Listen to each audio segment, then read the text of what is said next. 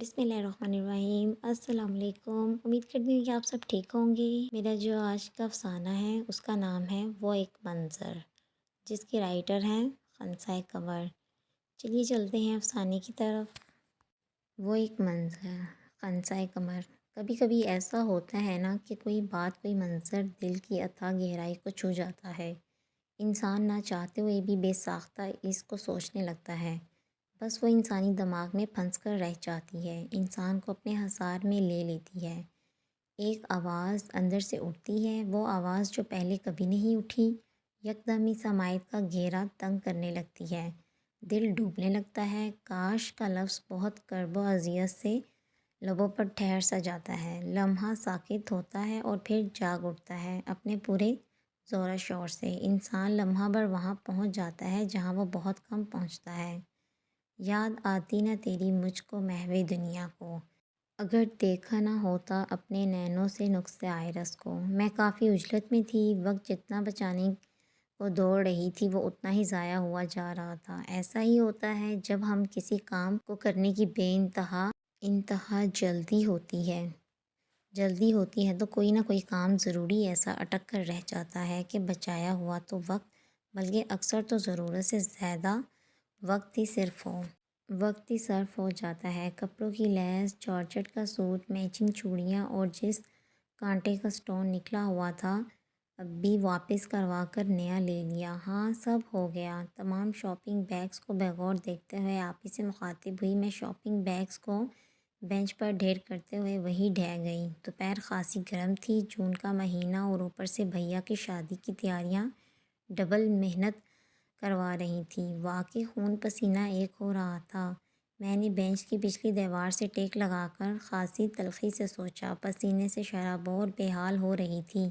अब तो पसीना थोड़ी से उतरकर दामन में ऐसे गिरने लगा जैसे अभी मुंह हाथ धोकर आई हूँ। वहाँ बैठे 1 घंटा बीत चुका था। मैं खुद काफ़ी थका थका मांदा महसूस करने लगी। आप ही ये भैया कहाँ चले गए? 1 घंटा होने को है। सब्र का पैमाना लबरेज हुआ तो मैंने थकी थकी मदम आवाज़ में पूछा। एटीएम गए हैं पैसे निकलवाने, अब तक तो आ जाना चाहिए था। आप ही बेचारी जो सुबह से मेरे साथ ख़वार हो रही थी वो भी ताहट से गोया हुई। मैंने वही टेक लगाकर आंखें मींच लीं। अब तो प्यास सबसे बाहर होने लगी थी। हलक अंदर तक खुश्क हो चुका था और होंठ भी। आखिर कब तक ज़ुबान लगा लगा कर इसे तर करती। चंद सेकंड गुजरने के बाद किसी बेकारण की आवाज़ मेरे समाए से टकराई। वो अपने मखसूस अंदाज से पैसे मांग रही थी। मैंने गौर नहीं किया, उसे यूं ही नज़रअंदाज करना चाहा, मगर जब इसने कहा, बाजी दे दो, सदका ही दे दो, इसकी आंखें नहीं हैं, ये देख नहीं सकती बाजी, तब आंखें हैरत से जैसे फट गईं। मैं शुशत सी रहकर इसे देखती रही। मुझे ऐसा लगा जैसे किसी ने बड़े ही आराम से मेरे पैरों तले से ज़मीन खींच ली हो। मैं गुंग रह गई, यकदम स्टैचू बन गई। मैंने इसकी आंखों में झांका, वो सफ़ेद थी, बिल्कुल सफ़ेद। मैं तड़प कर यकदम पीछे को हटी जैसे एकदम बिजली सी कौंधी हो। मेरा दिल ज़ोर ज़ोर से धड़कने लगा। ऐसा लगा जैसे मैंने कोई नई मखलूक देख ली हो। दिल बुझने लगा और मैं पल भर को इसको खो देने को थी कि आप ही ने मेरा बाजू ज़ोर से दबोच लिया। आराम से संभालो खुद को, आंखों का मसला है शायद। मेरे मुकाबले में वो काफ़ी मजबूत मालूम हुई हूँ। मैंने अपने हवास मुज्तमा करके कहा। इस वक्त 100 रुपये निकाल कर मैंने इसे थमा दिया और वो वापस मुड़ गई। लेकिन मैं न जाने कितनी ही देर तक टुकटुकी बांध कर उसे देखी गई। दिल अभी भी मामूल की रफ्तार में वापस नहीं आया था। इसी तरह धक धक ज़ोर ज़ोर का धड़का जा रहा था। वो मार्केट से निकलकर बाहर सड़क पर चली गई। इस औरत ने अभी भी इस बच्ची को थामा हुआ था जिसकी आंखें सफ़ेद थीं, जो इस खूबसूरत रंगीन दुनिया को देखने से कासिर थी। वो औरत हाथ फैलाए बच्ची की बीमारी के नाम पर मांग रही थी। मैं कितनी देर वहाँ बैठी उसे देखती ही रही, होश नहीं रहा। मेरी आंखें भीग गईं। भीगी आंखें अभी भी इसको तक रही थी। वो हर आने जाने वाले के आगे हाथ फैला रही थी। मेरी आंखें नम हो गई। मंजर धुंधला हो गया, लेकिन मेरी मबहूत पोजीशन, साकित नज़रें जम गई थीं। मैं अभी भी इस लम्हे में कैद थी, इसके हसार में जकड़ी हुई थी, मजबूत गिरफ्त में फंसी हुई। वो लम्हा सहर अंगेज़ था جس کا زہر ہنوز ٹوٹا نہیں تھا۔ اس کی آنکھوں کا منتر مجھے بت بنا گیا اور میں بت بنی اسے ہی دیکھتی رہی۔ اس لمحے کتنے ہی منظر دماغ سے نکل کر ذہن کی اسکرین پر رواں ہو گئے۔ بیٹا آنکھیں اپنی ہی ہیں، اس کی قدر کرو۔ ابھی تو صاف دکھائی دیتا ہے تو کم روشنی میں بھی پڑھ لیتی ہو، جب نظر کمزور ہو جائے گی تب احساس ہوگا کہ کیا کھویا ہے اپنی حرکتوں کی وجہ سے۔ کتنی بار کہا ہے وہ دن کے وقت اندر بیٹھ کر نہ پڑھا کرو۔ جب خدا نے اتنا بڑا صحن دیا ہے تو لکھنے لکھانے والے کام وہاں بیٹھ کر کیا کرو، نظر پر اثر پڑتا ہے۔ پر مجال ہے جو یہ لڑکی بات سن لے۔ مما کی باتوں کی بازیگر سماعتوں میں گونجنے لگی۔ دل سجدہ ریز ہونے کو تھا کہ خدا کا شکر کرتے کرتے پانی آنکھوں سے ڈھلک کر رخساروں پر اتر آیا۔ سیرت نے رخسار پر اترے آنسو میں نے اپنی پوروں میں جذب کر لیے۔ کتنی بڑی نعمت کا احساس ہوا اس پل۔ مجھے اپنا آپ سب سے امیر لگنے لگا، جیسے دنیا کی سب سے بڑی نعمت میرے پاس موجود ہو۔ ہاں سچی تو ہے، یہ سب سے بڑی نعمت ہے آخر، جو باقی خدا کی عطا کردہ نعمتوں کو دیکھنے کا شرف بخشتی ہیں۔ اگر یہ آنکھیں نہ ہوتی تو میں فوزان کو کیسے دیکھ پاتی اور اسے اپنی نگاہوں میں کیسے جذب کر پاتی۔ بے رنگ اندھیری زندگی کا تصور لمحہ بھر کو سوچ کر ہی مر جانے کو جی چاہتا ہے۔ بنا آنکھوں کے بھی بھلا کوئی زندگی ہے؟ بے رنگ بے رونق اندھیرے میں ڈوبی گپ اندھیرا، شکر میں تیرا ادا کر نہیں سکتی، دیکھتے ہوئے بھی بیاں کر نہیں سکتی۔ لاکھوں ہیں نعمتیں تیری اے رب، گنتی میں ان کا شمار میں کر نہیں سکتی۔ چلو چلیں۔ بھیا کی تیسری آواز پر وہ سحر ٹوٹا تھا۔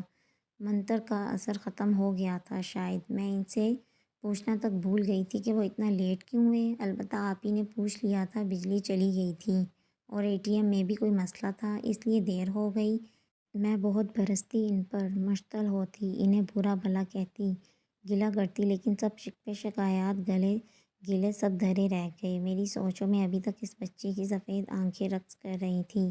گھر آتے ہی ٹھنڈے پانی کے چھینٹے میں نے منہ پر مارے تو مکمل ہوش آیا۔ لیپ ٹاپ کھول کر میں دوزانوں صوفے پر بیٹھ گئی۔ انٹرنیٹ سروس موجود تھی۔ میں نے اس بیماری کو گوگل کیا۔ اس بیماری کا نام انیریڈیا تھا، جس میں آئرس نہیں ہوتا۔ ان کو یا تو بہت دھندلا دکھائی دیتا ہے یا دکھائی ہی نہیں دیتا، اور زیادہ تر یہ پیدائشی ہوتا ہے۔ اگر ہمارا آئرس پورا نہ ہوا تو پھر موجود ہی نہ ہو تو پیوپل بہت بڑا ہوتا ہے۔ اس کا مطلب ہے کہ ہماری آنکھ روشنی کے مختلف لیولز کو ایڈجسٹ نہیں کر پاتی، جس کی وجہ سے انسان ٹھیک طرح سے دیکھ نہیں پاتا۔ بڑھتے ہوئے حیرانگی کے ہمراہ میرے چہرے پر درد کی ایک مہم سی کیفیت بھی در آئی۔ میں ٹھٹک گئی۔ اس بچی کی آنکھیں میرے سامنے رقص کرنے لگیں۔ وہ بچی تو بری طرح میرے حواس پر ہی مسلط ہو گئی تھی۔ چونکہ میں ایک سافٹ ویئر انجینئر تھی، اس لیے بایو کے بارے میں مجھے قطعاً علم نہیں تھا۔ شاید اسی وجہ سے میں کمزور پڑ گئی، اسے دیکھنے کی ہمت نہ کر پائی، اور یہ بیماری مجھے بری طرح سر تا پر جھنجھوڑ گئی۔ میں نے دل میں خدا کا شکر ادا کیا اور سر ہاتھوں میں گرا کر اپنے رب کا شکر ادا کرنے لگی۔ اسی لمحے دروازے کے ناب ہلنے کی آواز آئی۔ میں نے چونک کر دیکھا تو فوزان اطمینان سے اندر آتا مقابل صوفے پر بیٹھ گیا۔ کیا ہوا، سب ٹھیک ہے؟ وہ متفکر بولا تو میں نے اپنی نم آنکھیں اس کے چہرے پر گاڑ دیں۔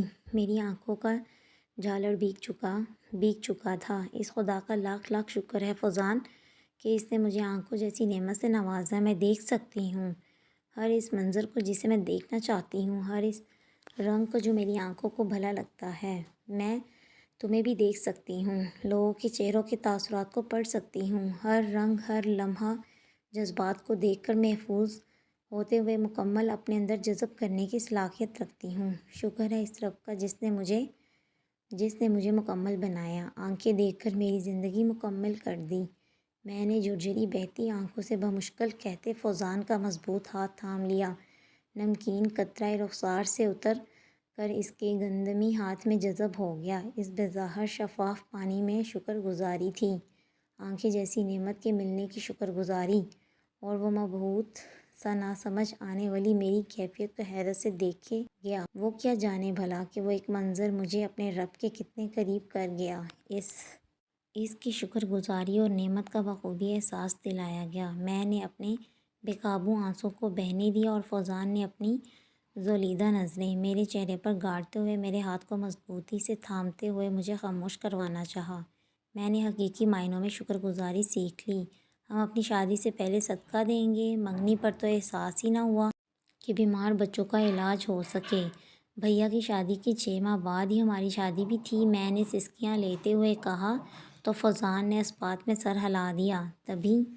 تبھی میری آنکھوں میں چمک ابھری، ہونٹوں پر دل فریب تبسم پھیل گیا۔